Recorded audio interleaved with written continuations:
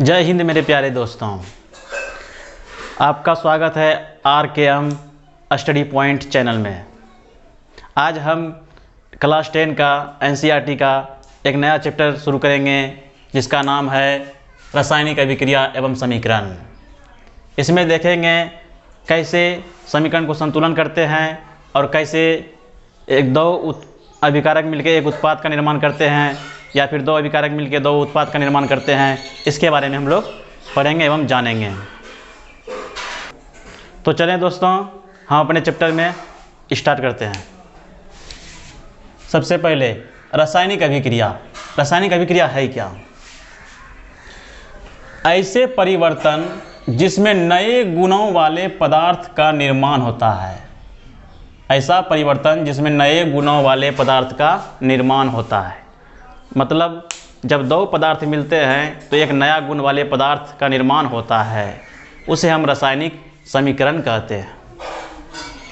उसके बाद आता है सेकेंड अभिकारक। अभिकारक क्या है? तो ऐसे पदार्थ जो किसी रासायनिक अभिक्रिया में भाग लेते हैं। ये जो रासायनिक अभिक्रिया है दोस्तों, इसमें जो भाग लेगा वो पदार्थ को हम अभिकारक कहेंगे, और वो जो भाग लेगा वो भाग लेने के बाद जो रासायनिक अभिक्रिया में जो बनेगा उसे हम उत्पाद कहेंगे। उत्पाद ऐसे पदार्थ जिनका निर्माण रासायनिक अभिक्रिया में होता है। ये रासायनिक अभिक्रिया होने के बाद जो हमें मिलता है आउटपुट, उसे हम उत्पाद कहेंगे। चलिए दोस्तों आगे देखते हैं रासायनिक अभिक्रिया को संतुलन करना। अब रासायनिक अभिक्रिया जब कराएंगे तो रासायनिक अभिक्रिया को संतुलन करना होता है। क्योंकि आप सभी को पता होगा दोस्तों कि द्रव्यमान संरक्षण का नियम दोनों तरफ बराबर होना चाहिए। द्रव्यमान संरक्षण का नियम किसी भी रासायनिक अभिक्रिया में द्रव्यमान का ना तो निर्माण होता है ना ही विनाश होता है। कोई भी रासायनिक रिएक्शन में द्रव्यमान का ना तो निर्माण होता है ना ही ह्रास होता है। इस बात का ध्यान रखते हुए हम रासायनिक समीकरण को संतुलित करेंगे और सीखेंगे समीकरण कैसे बनते हैं, कैसे संतुलित होते हैं। चलिए दोस्तों देखते हैं। पहला एग्जाम्पल, मैग्नीशियम प्लस ऑक्सीजन दोनों को मिला के जब रासायनिक अभिक्रिया कराएंगे तो क्या बनेगा? तो मैग्नीशियम ऑक्साइड बनता है। रिएक्शन कराने से पहले जिस तत्व को हम लेंगे उसे अभिकारक कहेंगे। रिएक्शन कराने से पहले जिस तत्व को हम लेंगे उसे अभिकारक कहेंगे, और जो रिएक्शन के बाद जो आउटपुट मिलेगा हमको उसे हम उत्पाद कहेंगे। तो चलिए दोस्तों इसको संतुलित करते हैं। मैग्नीशियम को Mg ले लिए, ऑक्सीजन को O2 ले लिए और मैग्नीशियम ऑक्साइड बनता है तो MgO लिख दिए यहाँ पे। अब यहाँ पे देखेंगे दोस्तों कि कहाँ कहाँ पे कितना कितना द्रव्यमान है। मैग्नीशियम का एक द्रव्यमान है, यहाँ भी मैग्नीशियम का एक है। चलिए एक मैग्नीशियम यहाँ है, एक मैग्नीशियम यहाँ है, ये तो सही है। लेकिन देखेंगे दोस्तों यहाँ ऑक्सीजन का 2 परमाणु है, यहाँ ऑक्सीजन का 1 परमाणु है। ऐसे में तो ये असंतुलित समीकरण है। इसे हम कैसे संतुलित करेंगे देखेंगे। जब यहाँ मैग्नीशियम 1 है, यहाँ भी 1 है, ऑक्सीजन 2 है, यहाँ ऑक्सीजन 1 है, तो ऑक्सीजन को हमको 2 करना होगा ताकि द्रव्यमान संरक्षण का नियम फॉलो करे। तो इसमें हम 2 लगा देंगे। 2 लगाने के बाद हमारे पास 2 मैग्नीशियम और 2 ऑक्सीजन हो गया। लेकिन दोस्तों यहाँ पे मैग्नीशियम फिर एक हो गया। अब क्या करेंगे? तो यहाँ पर मैग्नीशियम को भी हम 2 बनाएंगे। इसके लिए हम यहाँ आगे 2 लिखेंगे। ये कभी भी गलती ना करिए दोस्तों कि ये 2 जिस तरह यहाँ लिखा हुआ है वहाँ यहाँ लिख देंगे, ऐसा नहीं होता है। जब भी आपको संतुलन करना हो तो आपको पूरा समीकरण में शुरू में लिखना होता है, सटा के लिखना होता है। अब सेकेंड समीकरण देखेंगे। इसमें भी सीखेंगे कैसे संतुलित करते हैं रासायनिक अभिक्रिया को, समीकरण को। इसमें भी लोहा लिया गया है और जल लिया गया है। लोहा और जल को मिलाएंगे, अभिक्रिया रासायनिक अभिक्रिया कराएंगे तो क्या बनेगा? जब भी लोहा और जल के साथ अभिक्रिया कराएंगे तो मैग्नेटाइट और हेमेटाइट प्राप्त होता है। यहाँ पे हमें मैग्नेटाइट प्राप्त हुआ है जो कि लोहे का एक अयस्क है। लोहे का 2 अयस्क होता है दोस्तों, एक हेमेटाइट एक मैग्नेटाइट। हेमेटाइट का सूत्र Fe2O3 जिसे हम जंग भी कहेंगे। अब देखेंगे दोस्तों इसको संतुलित कैसे करते हैं। यहाँ अब ही यहाँ एक आयरन का परमाणु है, यहाँ आयरन का 3 परमाणु है, यहाँ हाइड्रोजन का 2 परमाणु है, यहाँ हाइड्रोजन का 2 परमाणु है, ये तो ठीक है। यहाँ ऑक्सीजन का 1 परमाणु है, यहाँ ऑक्सीजन का 4 परमाणु है।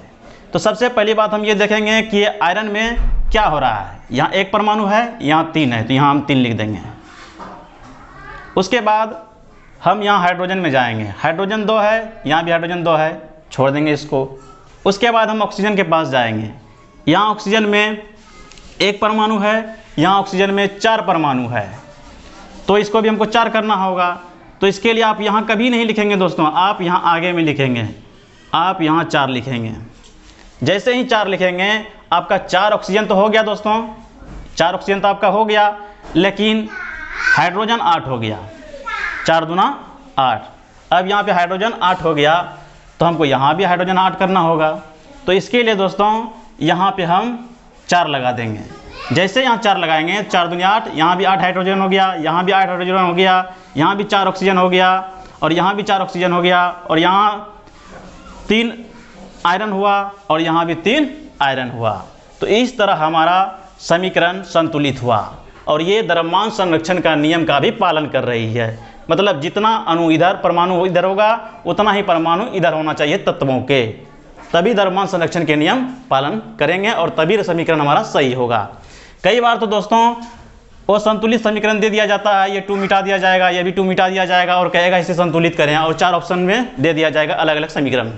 अगर आपको संतुलन करने के लिए आता है तो 1 से 2 नंबर आपका फिक्स है। कोई भी कंपटीशन में इस तरह का सवाल पूछे जाते हैं। ज़्यादातर से रेलवे एग्जाम ग्रुप डी में इस तरह का क्वेश्चन पिछले 2018 के एग्जाम में कई शिफ्टों में पूछा गया था। आगे देखेंगे दोस्तों, ये जो संतुलन करने की जो विधि है, इस विधि को हम लोग हीट एंड ट्रायल विधि भी कहते हैं।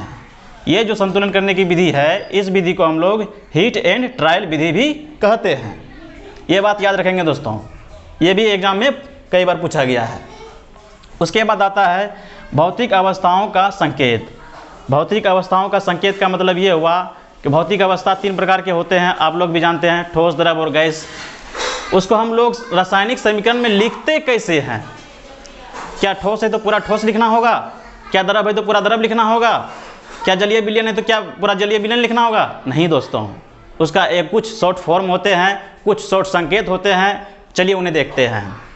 जैसे गैस, गैस को स्मॉल g से दर्शाते हैं, और द्रव को स्मॉल l से दर्शाते हैं, और ये जलीय को AQ से दर्शाते हैं।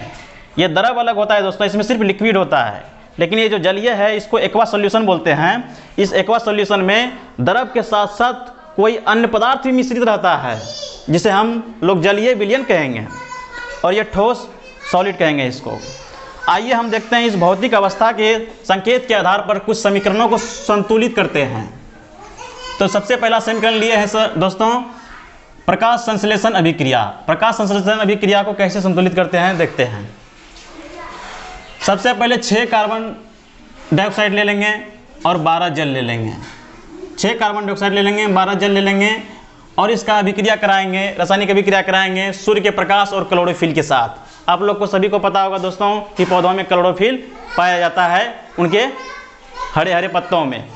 वो हरे हरे पत्तों में जो क्लोरोफिल पाया जाता है, वो सूर्य के प्रकाश से अभिक्रिया करके ग्लूकोज का निर्माण करता है, C6H12O6, ये एक्वा सॉल्यूशन है। और उसके बाद 6 ऑक्सीजन का निर्माण करता है, ये भी एक्वा सॉल्यूशन है, और 6 जल का निर्माण करता है, ये लिक्विड है।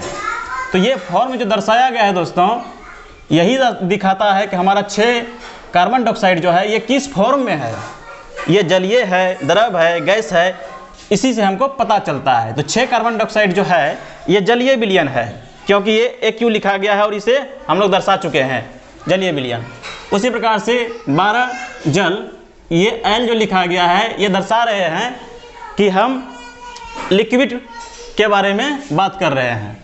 और उसी प्रकार से C6H12O6, ये ग्लूकोज जो है AQ जो लिखा हुआ है, ये भी दर्शा रहा है कि ये जलीय विलयन है। और 6 ऑक्सीजन AQ एक्वा सॉल्यूशन, ये भी जलीय विलयन है, और 6 जल, ये भी लिक्विड है, ये दर्शा रहे हैं दोस्तों।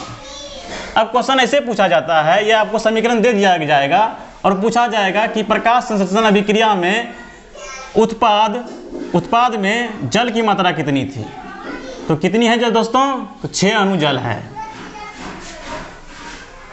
तो एक बार और देखेंगे दोस्तों, रासायनिक अभिक्रिया में जो समीकरण का यूज किया जाता है उसके पहले वाले पार्ट को अभिकारक कहते हैं और जो आउटपुट हमें मिलता है उसे उत्पाद कहते हैं। जैसा कि हम लोग यहाँ पे देख चुके हैं दोस्तों, ये नियम हर जगह लागू होगा।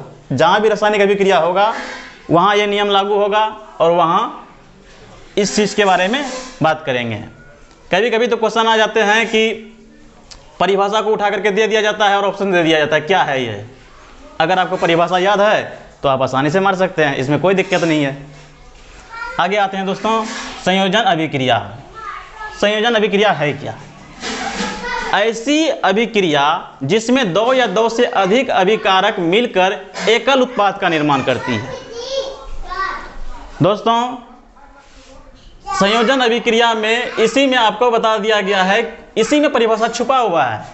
ऐसी अभिक्रिया जिसमें 2 या 2 से अधिक अभिकारक मिलकर एकल उत्पाद का निर्माण करती है उसे संयोजन अभिक्रिया कहते हैं।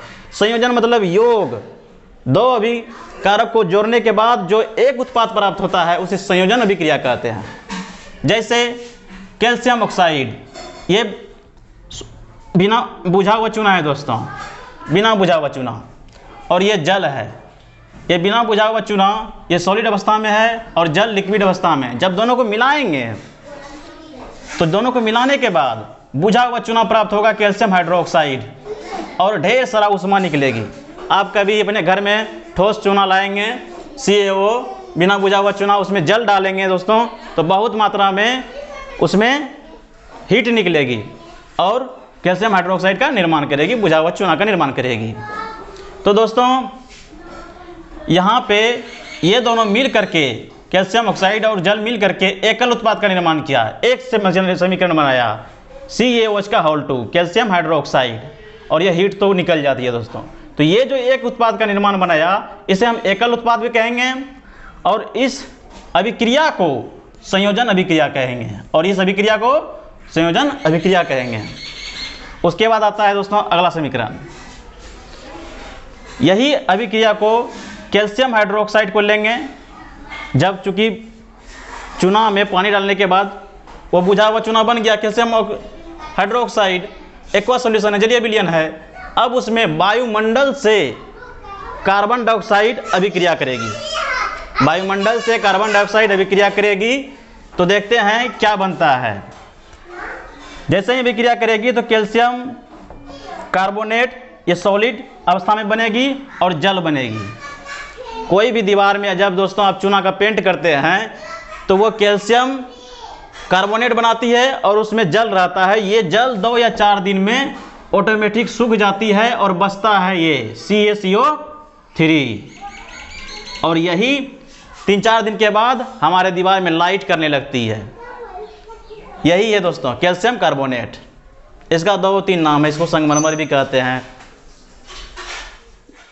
जय हिंद मेरे प्यारे दोस्तों, अगर आपको मेरा यह वीडियो पसंद आ रही है तो लाइक करें, दोस्तों में शेयर करें और हमारे चैनल को सब्सक्राइब करें। जय हिंद दोस्तों।